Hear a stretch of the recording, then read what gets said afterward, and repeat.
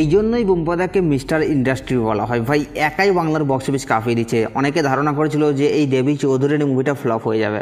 তো hey guys, welcome back to my channel. আমি আপনাদের সঙ্গে মিঠুন আর আপনি দেখছেন আমার ইউটিউব চ্যানেল এমবি স্টুডিও। তো আজকে আমরা কথা বলবো দেবী চৌধুরী রানী মুভির টোটাল 6 দিনের বক্স অফিস কালেকশনকে নিয়ে।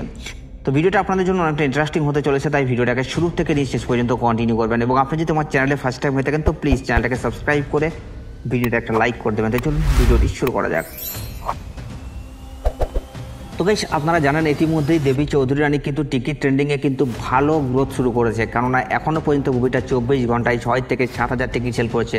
যে মুভিটা রিলিজের আগেও কিন্তু টিকিট ট্রেন্ডিংয়ে আসতে পারেনি, সেই মুভিটা এখন অলরেডি টিকিট ট্রেন্ডিংয়ে চলে এসেছে। তাছাড়া আমরা যদি দেখি রক্তবীজ 2 এর দিকে, তাহলে রক্তবীজ 2 কিন্তু এখন অনেকটাই ড্রপ দেখা গেছে। বুকমাই শোতেও কিন্তু টিকিট সেলের যে ট্রেন্ডিং সেটা কিন্তু ধীরে ধীরে কমতে শুরু করছে। তাছাড়া সেখানে যার রেটিং এসছে বুকমাই শোতে বাইরে পুরোপুরি 7 রেটিং এসছে এখন রক্তবীজ 2 এর। তো সেই জায়গায় দাঁড়িয়ে আমরা যদি দেখি রেটিংয়ের দিক থেকে বিচার করি, তাহলে এখন কিন্তু রঘু ডাকাত এবং রক্তবীজকে পিছনে ফেলে দেবী চৌধুরী রানীর রেটিং কিন্তু মারাত্মক লেভেলের, প্রায় 8.5 রেটিং আছে। তো এই জন্যই বলে মিস্টার ইন্ডাস্ট্রি। তো মিস্টার ইন্ডাস্ট্রি কিন্তু পুরোপুরি কাঁপিয়ে দিচ্ছে ভাই, ঝলসে দিচ্ছে। এবং বক্স অফিস কালেকশন যে হারে নিয়ে আসছে, এত কম হল প্লাস শো টাইম থাকার সত্ত্বেও সেটা হয় আলাদাই। এবং অনেকে ধারণা করেছিল যে কান্তারা 2 আসার পরে হয়তো যে বোম্বাদার যে হল প্লাস শো টাইম আছে সেটা কোথাও গিয়ে কমে যাবে, কিন্তু না, বোম্বাদার তার যে হল প্লাস শো টাইম সেটাকে কিন্তু বিরাটভাবে হোল্ড করে ধরে রাখতে পেরেছে, যার কারণে কিন্তু মুভিটা আরও কিন্তু ভালো বক্স অফিস কালেকশন করতে পারে এমনটাই আশা করা যাচ্ছে।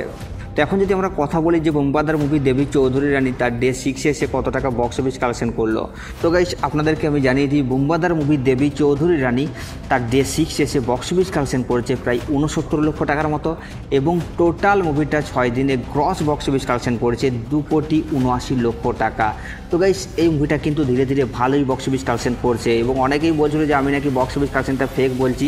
তো আজকে অলরেডি রানা সরকার একটা পোস্ট করেছে এবং সেখানে 4টা মুভিরই বক্স অফিস কালেকশনের একটা আপডেট দিয়েছে। জাস্ট সেটা আপনারা দেখুন, তারপর আপনারাই ঠিক করবেন যে আমি ঠিক বলছি নাকি ভুল।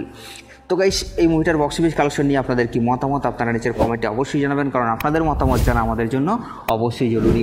আর এই সাবস্ক্রাইব করে দাও নেক্সট ভিডিওর জন্য।